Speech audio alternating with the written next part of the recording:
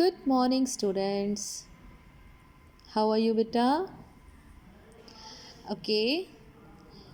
In yesterday's class, I told you about present perfect tense. So now these two terms, just and yet, these two words all we often used in present perfect tense. Now I am going to tell you where we will use it. Clear?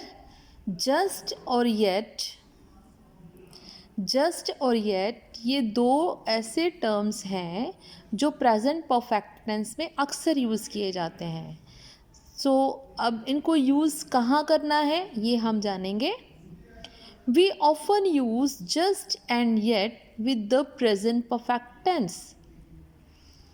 In affirmative sentences, we add just between has or have and the past participle.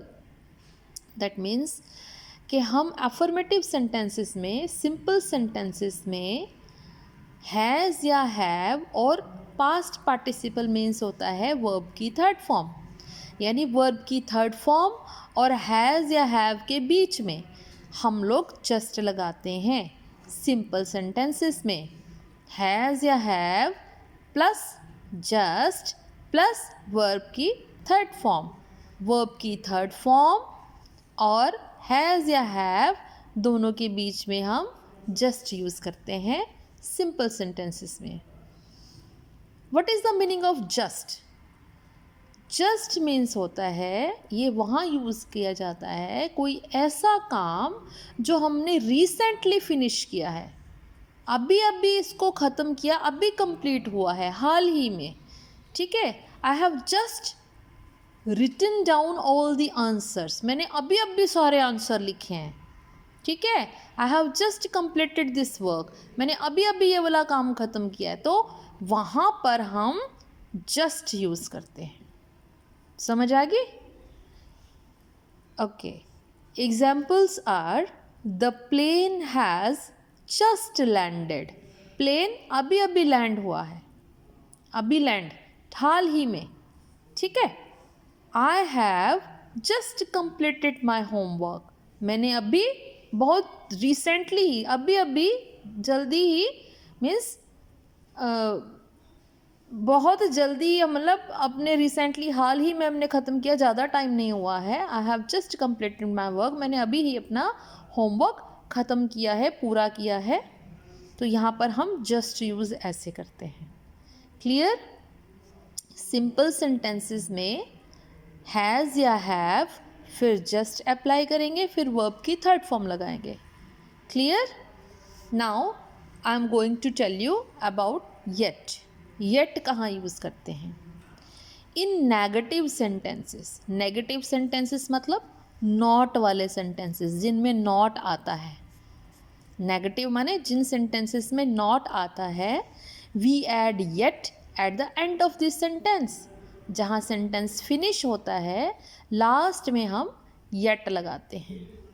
Clear? Yet means होता है, yet means the action has not happened but we expect that it will soon. Yet मतलब होता है कि अभी काम हुआ नहीं है. The action has not happened but we expect, लेकिन हम एक्सपेक्ट करते हैं कि जल्दी हो जाएगा. ठीक है. अभी नहीं हुआ लेकिन जल्दी हो जाएगा. तो वहाँ पर हम लोग येट लगाते हैं सेंटेंस के लास्ट में, जिन सेंटेंसेस में नॉट आता है. इस बात का आपने ध्यान रखना है.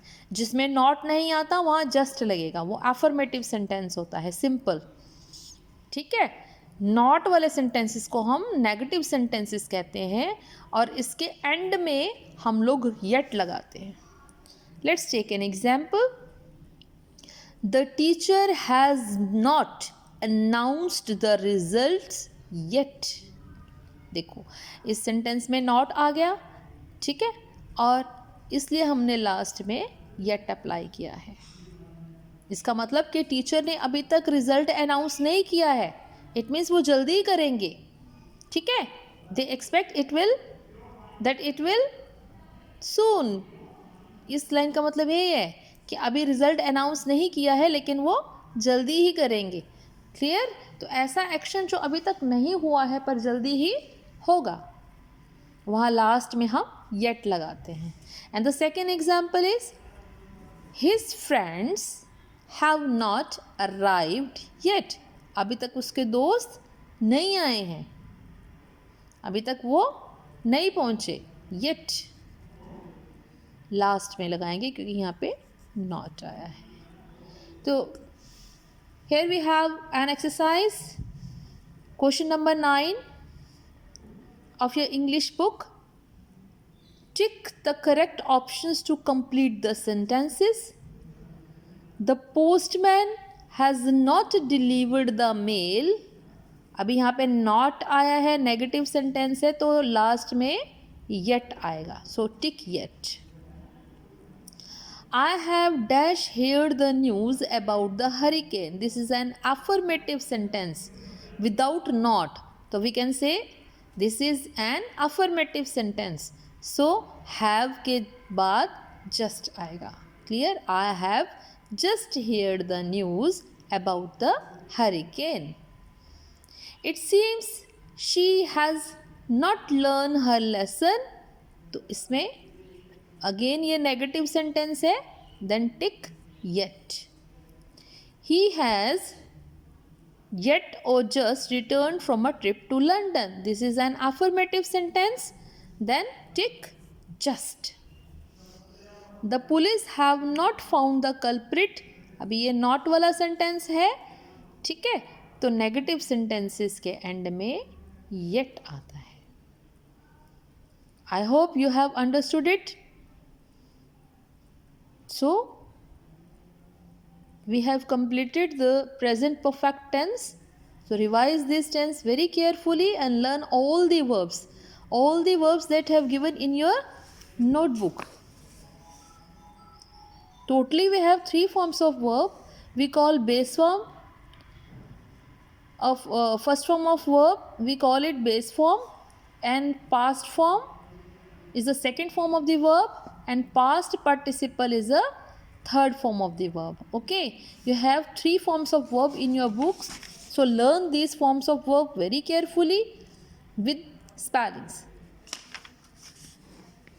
I hope this is sufficient for today. Okay beta, take care, goodbye.